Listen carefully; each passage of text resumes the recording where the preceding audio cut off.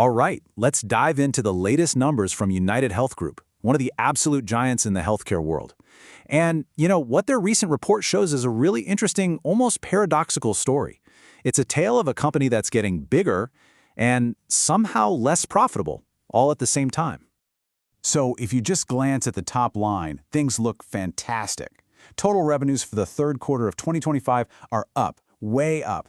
But then you look at the other side, at their earnings from operations, which is a really key measure of profit, and it's basically fallen off a cliff. So what gives? Let's put a number on that growth, because it's pretty impressive. Total revenues for the quarter came in at a staggering $113.2 billion. That's a full 12% higher than the same time last year. The company is absolutely raking in more money. But, and this is the huge but, their operating earnings got sliced in half. Yeah, they plummeted 50%, dropping from $8.7 billion last year all the way down to just $4.3 billion. That is just a massive, massive hit to their bottom line.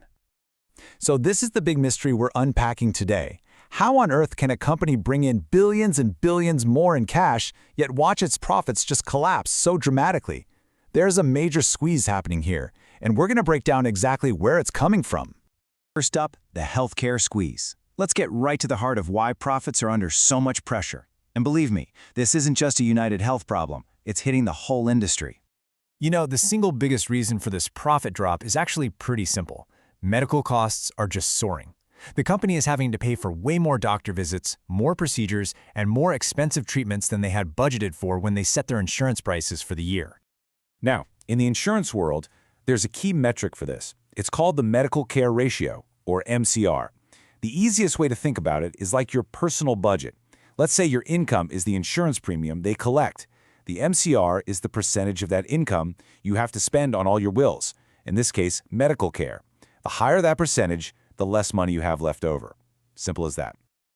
And boom, here you can see the impact in black and white. Last year, their MCR was 85.2%. So about 85 cents of every dollar they brought in from premiums went right back out to pay for medical care. This year, it jumped to almost 90%. That might not sound like much, but that nearly 5-point increase represents billions in unexpected costs, and it's eating directly into their profits. So what's driving this spike? Well, the company's own report points to a few key things. For one, people are just using more healthcare, especially visiting doctors and outpatient clinics. At the same time, government funding for Medicare plans got cut. They're also signing up new members who have more complex, and therefore more expensive, health issues. And finally, some changes from the Inflation Reduction Act are shifting more drug costs onto their plans. It's a perfect storm, really. Okay, so let's peel back another layer here. To really get what's going on, you have to break the company down into its two giant components, UnitedHealthcare and Optum, and see how each part of the business is holding up under these pressures. It's really helpful to think of UnitedHealth Group as two completely different businesses under one roof.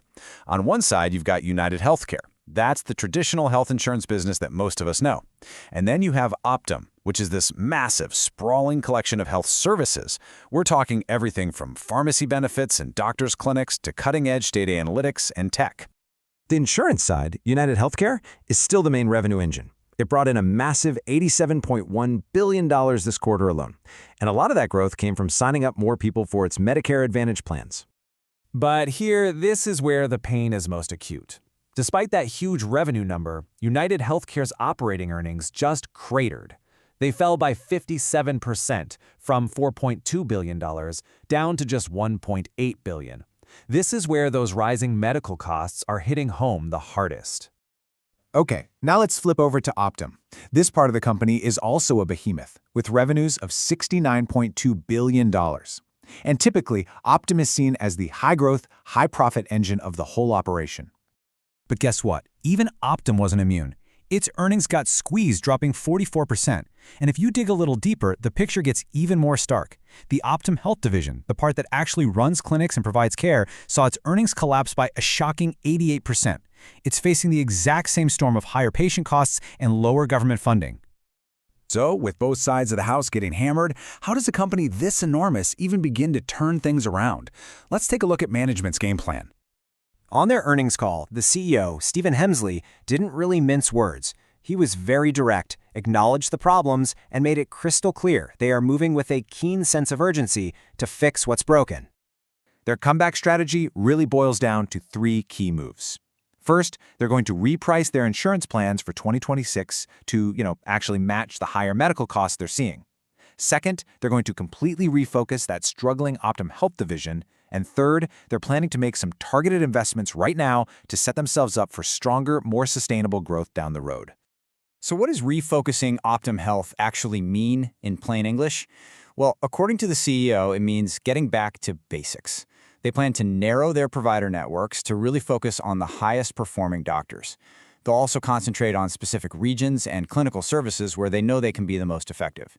Basically, it sounds like a shift from trying to be everywhere to being really, really good in select areas.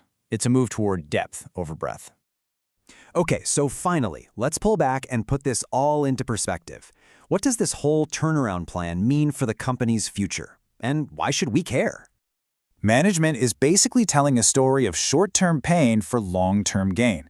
They see 2025 as the year of the challenge, the year they admit things aren't working. They're positioning 2026 as the rebound year, which will be driven by that big repricing effort. And then, by 2027 and beyond, the goal is to get back to what investors have always expected from them: consistent, sustainable, double-digit growth. And that, of course, leaves us with the big, multi-billion-dollar question. UnitedHealth Group has a plan for sure, but the challenges are huge. Can this healthcare giant really reprice its plans and refocus its strategy fast enough to get ahead of these rising costs? Or is this intense pressure on profits not just a temporary blip, but the new normal for the entire healthcare industry?